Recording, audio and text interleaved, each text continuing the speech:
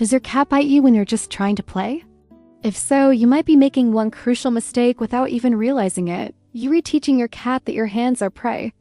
When this happens, your cat isn't being mean or aggressive. It's simply practicing its natural hunting instincts on you. In this video, I'm going to break down the 5 real reasons cats bite during playtime and give you practical solutions that actually work. Best of all, these methods don't involve punishment, fear, or turning your furry friend into a scared, anxious pet. Make sure you stay until the end, because the last fix I'll share is the key to stopping those surprise ankle attacks for good. Play biting is incredibly common, especially in kittens and young cats. In a natural environment, kittens learn bite inhibition from their litter mates and their mother. If a kitten bites too hard during play, the other kitten will yelp, the play will stop, or they'll get a swift swat from mom. This teaches them how much pressure is too much. When a cat in a human home bites too hard, it often means one of 2 things. Either we've accidentally trained them to do it, or they have way too much pent-up energy with no safe way to release it. Let's dive into the first and most common reason. Reason number 1. You've unintentionally trained your cat to bite. Do you ever wrestle with your cat using your hands? Wiggle your fingers to get their attention? Or maybe play the monster under the blanket game with your feet? If any of these sound familiar, you've been sending a clear message. Human body parts are toys. To a cat, a wiggling finger looks just like a scurrying mouse, and a moving foot under a blanket mimics hidden prey.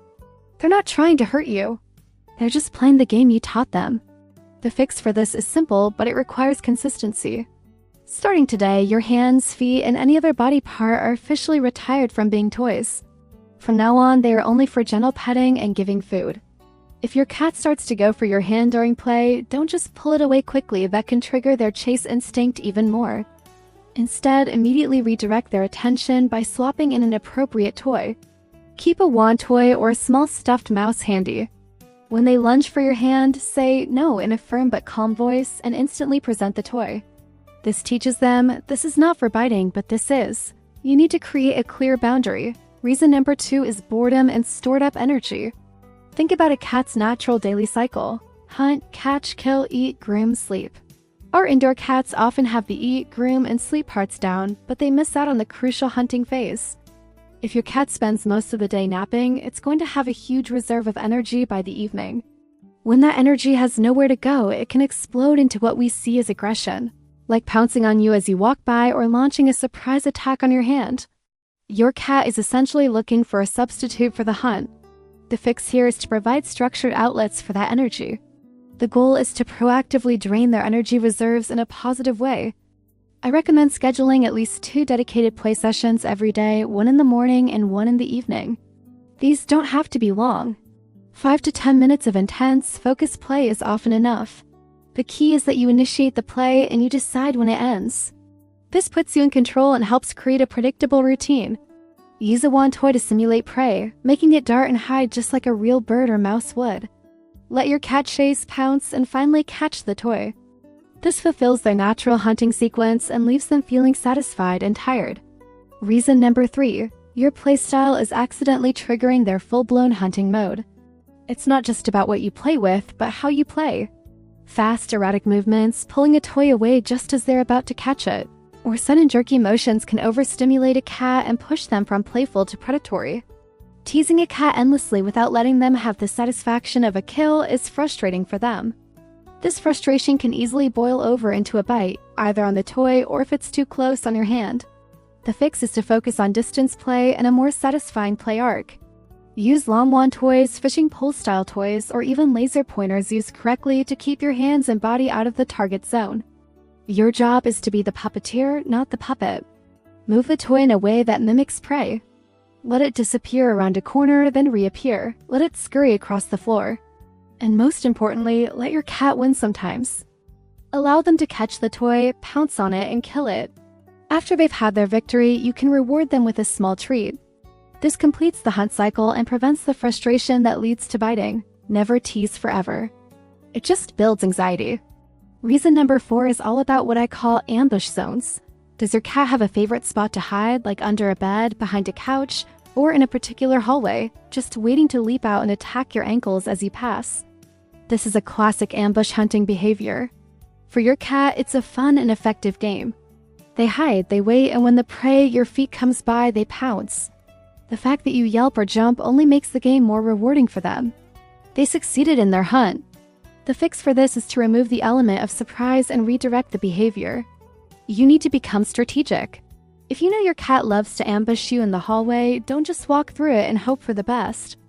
Before you enter the ambush zone, toss a small toy like a crinkle ball or a fuzzy mouse ahead of you down the hall. This gives your cat a more appropriate target to pounce on. You're essentially providing a decoy.